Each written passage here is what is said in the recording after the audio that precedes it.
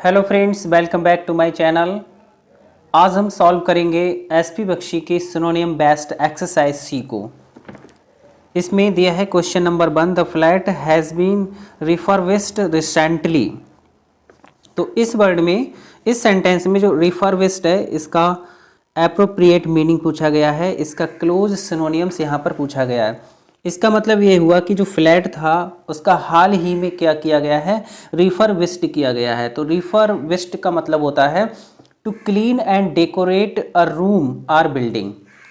मतलब किसी भी इमारत को या किसी भी रूम को क्या कर देना, उसको क्लीन करना, उसको साफ करना, फिर उसको डेकोरेट करना, क्या कहलाता है, रिफर्बिश्ड कहलाता है।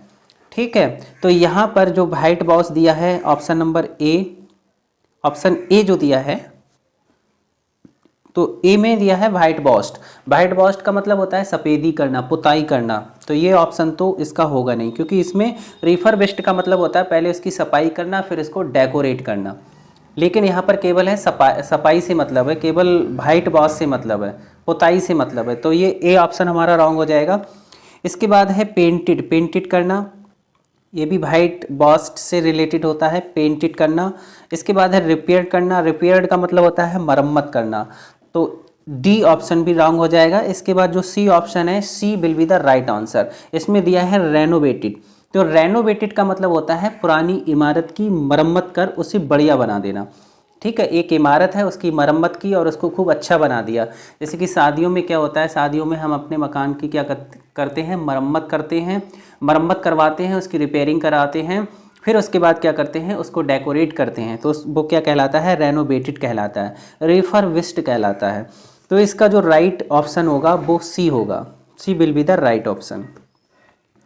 क्वेश्चन नंबर 2 दिया है, even the most careful researcher can not predict the possible future. Even the most careful researcher, यहाँ तक कि सबसे जो केयरफुल रिसर्चर हैं, जो सबसे केयरफुल रिसर्चर हैं, कैन नॉट प्रेडिक्ट, वो भी भविष्यवाणी नहीं कर सकते हैं। किसकी भविष्यवाणी नहीं कर सकते हैं, वो भी भविष्यवाणी नहीं कर सकते हैं द पॉसिबल। पॉसिबल का मतलब हो गया संभावित जो फ्यूचर है, संभावित जो भविष्य है, उसके जो रेमिफिकेशंस हैं, उसके जो परिणाम हैं, उसके जो प्रभाव हैं, ऑफ हिज फाइंडिंग्स, यानी अपने निष्कर्ष में जो फ्यूचर के जो परिणाम है उसकी वो क्या नहीं कर सकते हैं, भविष्यवाणी नहीं कर सकते हैं। तो रेमिफिकेशंस का एप्रोप्रिएट मीनिंग यहाँ पर पूछा गया है।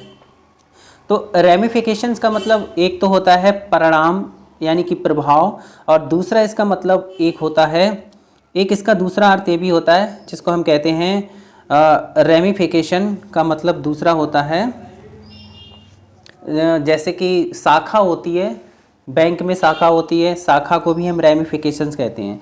शाखा या डाली जो होती है, पेड़ की शाखा होती है, उसको भी हम रेमिफिकेशंस कहते हैं। तो यहाँ पर रेमिफिकेशन परिणाम की बात की गई है, रिजल्ट की बात की गई। ठीक है, तो इसका जो सबसे क्लोज मीनिंग होगा वो यूजेस का मतलब होता है इस्तेमाल करता है, इस्तेमाल करना।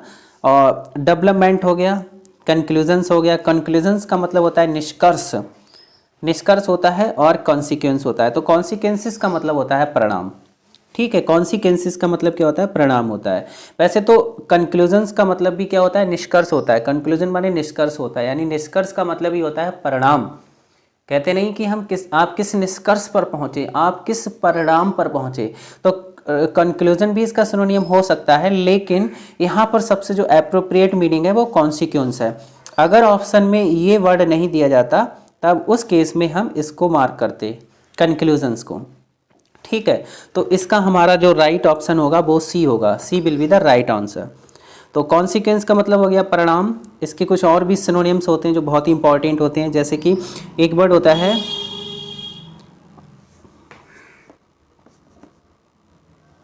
ये वाला वर्ड होता है REPERCUSSION,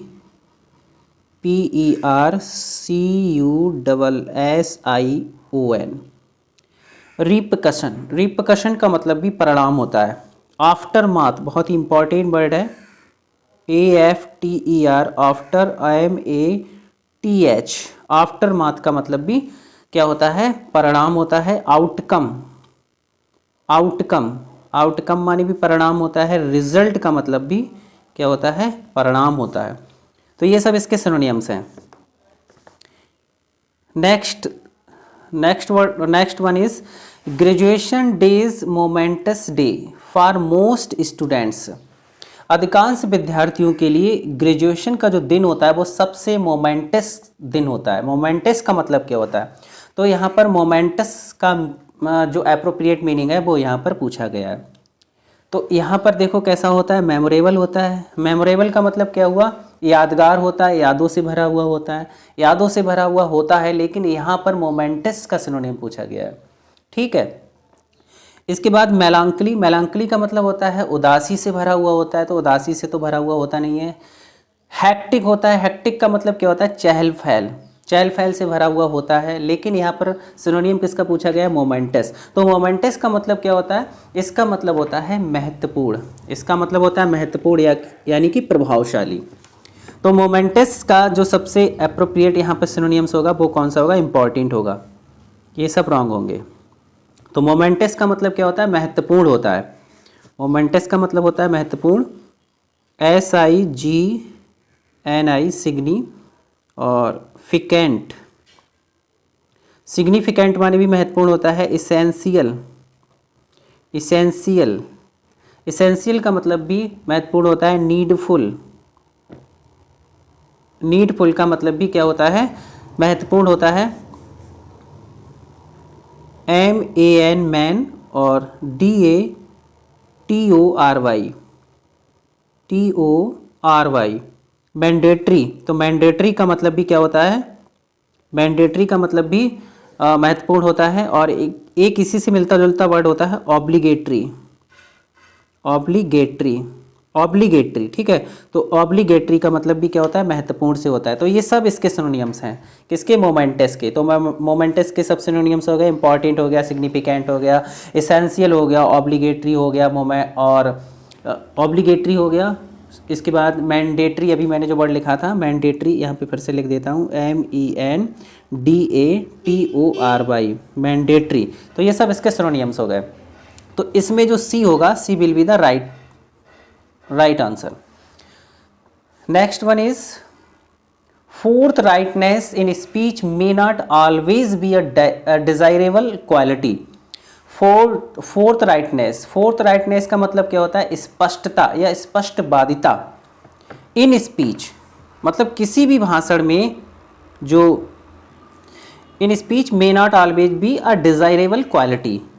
तो इसका मतलब ये हुआ कि स्पीच में यानी भाषण में जो स्पष्टवादिता होती है वो सदैव नहीं हो सकती है। मे not always be a desirable quality, वो सदैव एक डिजायरेबल गुण नहीं हो सकता है। कहने का मतलब कोई भी पर्सन अगर अपनी स्पीच में स्पष्टता दिखाता है या स्पष्टवादिता दिखाता है तो ये जरूरी नहीं है कि वो हर समय लोगों को पसंद आए।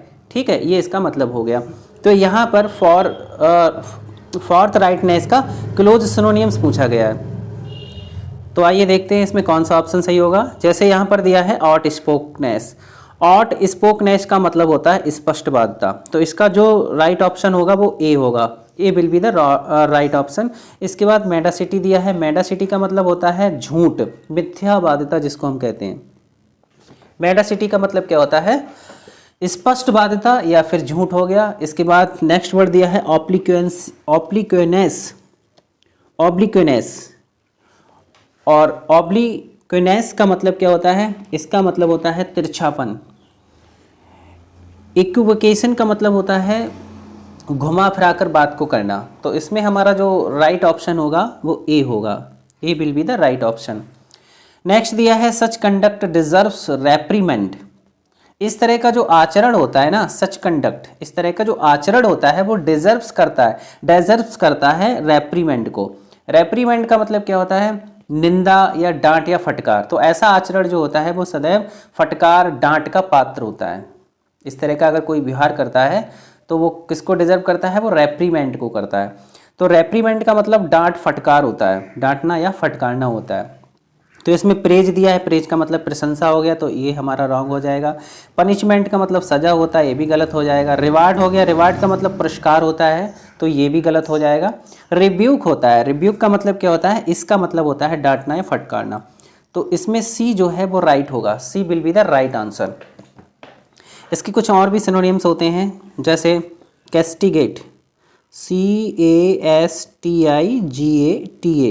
कैस्टिगेट का मतलब भी डांटने फटकारने से होता है। चाइड होता है एक, स्कॉल्ड होता है SCOLD स्कॉल्ड होता है, बिरेट होता है BERAT बिरेट होता है, एक सेकंड भी बनती है वो वाला बिरेट होता है, ठीक है, बिरेट होता है। और एडमोनिश होता है ADMONISH एडमोनिश। तो ये सब डांटना फटकारना उसके सेंस में यूज किए जाते हैं, सब एक दूसरे के सिनोनिम्स हैं, ठीक है। रेप्रीमेंट के सभी सिनोनियम हैं। रिब्यूक हो गया, कैस्टिगेट हो गया, चैड हो गया, स्कॉल्ड हो गया, बिरेट हो गया, बिरेट हो गया, एडमोनिश हो गया।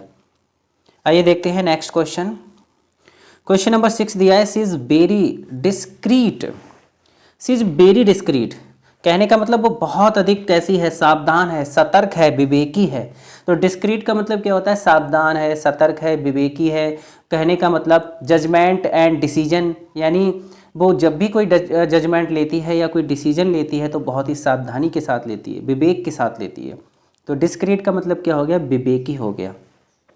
तो इसका जो सही मीनिंग होगा वो कौन सा होगा, मैनर्ड हो गया, मैनर्ड तो होगा नहीं, तो ये भी रॉन्ग हो जाएगा। मिल्ड हो गया, मिल्ड का मतलब विनम्र होता है, ये भी नहीं होगा।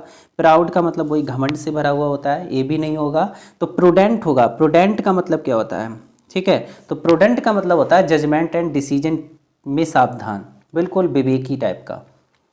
तो D will be the right option, right answer. इसके बाद क्वेश्चन नंबर 7 दिया है, after he came back from his evening walk he felt famished. After he came back from his evening walk, अपने शाम की जो इवनिंग वॉक थी उससे वापस आने के बाद ही फेल्ट फेमिस्ट, उसने क्या महसूस किया, उसने फेमिस्ट को महसूस किया। फेमिस्ट का मतलब क्या होता है, फेमिस्ट का मतलब होता है भूखा, यानी उसने भूख को महसूस किया, हंगरी को महसूस किया। तो इसमें जो ए ऑप्शन दिया है एग्जॉस्टिस्ट, इसका मतलब होता है थका हुआ, बिल्कुल कमजोर, थका हुआ। और पीविस का मतलब झगड़ालू या चिड़चिड़ा होता है। और रिलैक्स्ड का मतलब तनाव मुक्त होता है। हंगरी का मतलब होता है भूखा। तो उसने अपने आप को कैसा महसूस किया, भूखा महसूस किया जब वो इवनिंग वॉक से वापस आया। वापस आने के बाद जिम क्रैक का मतलब क्या होता है, जिम क्रैक का मतलब होता है सस्ती या जो नुमाइशी चीज़ें होती हैं, जैसे जो किसी बड़े दुकान में नहीं बिकती हैं, बल्कि कहाँ बिकती हैं, फुटपाथ पर बिकती हैं, रोडों पर बिकती हैं। जो नुमाइशी चीज़ें होती हैं उनको हम जिम क्रैक कहते हैं। जो कैसी होती हैं, घटिया टाइप की होती हैं, सस्ती होती हैं, बहुत बर्थलेस होती हैं, जो जिसको हम बर्थलेस ऑर्नामेंट कहते हैं। तो यहाँ पर इसका जो सिनोनिम होगा वो कौन सा होगा, एक्सपेंसिव का मतलब महंगा होता है, रेयर का मतलब दुर्लभ होता है, स्मगल्ड भी नहीं होगा, बर्थलेस होगा, ठीक है। बर्थलेस का मतलब क्या हो गया, जो बेकार होते हैं बिल्कुल। तो इसका बी ऑप्शन सही होगा। नेक्स्ट दिया है, he is a good looking but insipid young man. वह एक गुड लुकिंग है, वो गुड लुकिंग है, अच्छा दिखता है, लेकिन इंसिपिड है, यंग मैन है। कैसा है, इंसिपिड यंग मैन है। इंसिपिड क्या होता है, इंसिपिड का मतलब होता है रुचिहीन, बेस्वाद जिसको हम कहते हैं, जिसमें कोई स्वाद ना हो, जो बिल्कुल रुचिहीन हो, जो किसी में रुचि ना लेता हो, मतलब बिल्कुल रूखा दिखता है, इंसिपिड दिखता है। तो इसका क्लोज जो सिनोनिम होगा, जैसे एरोगेंट है, एरोगेंट का मतलब घमंडी हो गया, सिक का मतलब बीमार हो गया। इसके बाद है अनस्क्रूपलस। अनस्क्रूपलस का मतलब क्या होता है, अनस्क्रूपलस का मतलब होता है कर्तव्यनिष्ठ, या फिर हम इसको कह सकते हैं ईमानदार। सॉरी, एस्क्रूपलस जो वर्ड होता है, एस्क्रूपलस, एस्क्रूपलस का मतलब होता है कर्तव्यनिष्ठ या ईमानदार होता है। लेकिन इसमें जब अन वर्ड जुड़ गया तो ये वर्ड हो गया हमारा अनस्क्रूपलस। अनस्क्रूपलस का मतलब होता है अनैतिक या फिर बेईमान, ठीक है। तो ये वर्ड आपको, ये वर्ड बहुत ही इंपॉर्टेंट है, स्क्रप्लस। स्क्रप्लस का मतलब कर्तव्यनिष्ठ यानी कि ईमानदार होता है, इसको ध्यान रखेंगे। और अन जुड़ने से ये उसका अपोजिट बन गया, जिसका मतलब क्या होता है, अनैतिक या फिर बेईमान, अनैतिक या फिर बेईमान हो गया। तो बी ऑप्शन भी नहीं होगा, इसमें ऑप्शन हमारा डी होगा, लैकिंग इन स्पिरिट। क्या होगा, लैकिंग इन स्पिरिट, यानी कि उसमें क्या है, उसमें उत्साह की कमी है, लैकिंग इन स्पिरिट है वो। तो D will be the right option. Next दिया है question number 10, he had insidiously warmed his way into her affections. He had insidiously, इसका मतलब ये हुआ कि उसने कपटपूर्वक उसके प्यार में, उसने कपटपूर्वक इनटू हर अफेक्शंस यानी कि उसके प्यार में, ही हैड इंसिडियसली बार्म्ड हिज वे, उसने अपना रास्ता जो था वो कैसा कर लिया, वार्म्ड कर लिया। किस तरीके से कर लिया, इंसिडियसली तरीके से। इंसिडियसली का मतलब होता है एक सीक्रेट मैनर में, सीक्रेट मैनर में यानी कि एक गुप्त मैनर में, यानी कि कपटपूर्वक मैनर में उसने क्या कर लिया, अपने रास्ते को खराब कर लिया, इनटू हर अफेक्शन, उसके प्यार में, ठीक है, उसके अफेक्शन में, उसके स्नेह या उसके प्यार में। तो इसमें जो इसका क्लोज सिनोनिम होगा, इन अ पोलाइट मैनर तो होगा नहीं, ये रॉन्ग हो गया। इन अगली वे हो गया, ये भी नहीं होगा। सीक्रेट मैनर होगा इसका सही, तो B will be the right answer. Next दिया है the acerbic remarks of the manager were unwarranted. जो तीखा रिमार्क था, जो तीखी टिप्पणी थी, किसकी, ऑफ द मैनेजर की, मैनेजर की जो तीखी टिप्पणी थी, बर अनवारंटेड, वो कैसी थी, वो अनुचित थी। कैसी थी, अनुचित थी। तो यहाँ पर किसका सिनोनिम पूछा गया, अकेरबिक वर्ड का सिनोनिम पूछा गया है। तो ACER एक रूट वर्ड होता है, इसका मतलब बिटरनेस से होता है। ACR जिसमें आ जाए उसका मतलब किससे होता है, बिटर से होता है। तो इससे हमें पता चल रहा है कि इसका जो सिनोनिम होगा वो क्या होगा, बिटर होगा। कैसा होगा, बिटर होगा। एरोगेंट होगा नहीं, घमंड से भरा हुआ। चाइल्डिश का मतलब बचकाना होता है, तो ये बी भी नहीं होगा, और A will be the right answer. Next दिया है it was a astute move to sell the property at the stage. It was an astute move to sell the property at that stage. इसमें देखते हैं कौन सा होगा। इसमें astute का सिनोनिम पूछा गया है। एस्ट्यूट, एस्ट्यूट, एस्ट्यूट का मतलब होता है चतुर, श्रेयोड। तो इसका क्लोज जो सिनोनिम होगा वो होगा श्रेयोड होगा।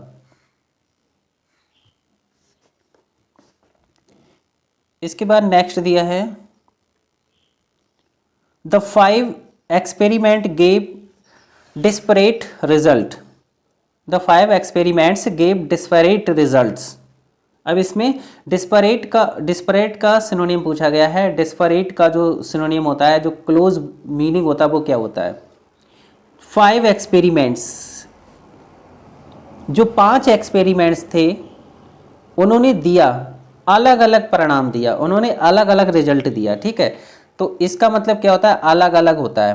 ये जो वर्ड है डेस्परेट, इसका मतलब होता है अलग अलग। सिमिलर का मतलब समान होता है, तो ये तो रॉन्ग होगा। स्ट्रेंज माने विचित्र तरीके का होता है, अजीब सा होता है, ये भी नहीं होगा। इनकरेजिंग भी नहीं होगा, तो डिफरेंट होगा। डिफरेंट का मतलब अलग अलग, तो D will be the right answer. अब इसके बाद नेक्स्ट दिया है the chairman conduct the meeting with aplomb. जो चेयरमैन थे, जो अध्यक्ष थे, उन्होंने क्या किया, उन्होंने एक कंडक्ट की द मीटिंग। अध्यक्ष ने एप्लॉम्ब के साथ, यानी कि आत्मविश्वास के साथ। एप्लॉम्ब का मतलब क्या होता है, एप्लॉम्ब का मतलब होता है आत्मविश्वास के साथ, यानी कि संतुलन के साथ क्या की, उन्होंने बैठक की, मीटिंग की। तो एप्लॉम्ब का क्लोज सिनोनिम पूछा गया है। एरोगेंस का मतलब घमंड होता है, ये तो होगा नहीं। और एनवाइंस का मतलब गुस्से से भरा हुआ, गुस्सा होता है। अथॉरिटी, ये भी नहीं होगा। तो पॉइज होगा, poise will be the right answer. Poise का मतलब होता है संतुलन। पॉइज का मतलब क्या होता है, संतुलन। तो इसका जो क्लोज सिनोनिम होगा वो क्या होगा, C. C will be the right answer. ठीक है फ्रेंड्स, अगर इसी तरह से आप हमारे साथ एसपी बख्शी के जितने भी वोकैब से रिलेटेड जितनी भी एक्सरसाइजेज हैं, अगर आप हमारे साथ प्रैक्टिस करना चाहते हैं तो आज ही सब्सक्राइब करें हमारे channel English with Ritul sir को, और ज़्यादा से ज़्यादा लाइक करें तथा शेयर करें। Thanks for watching.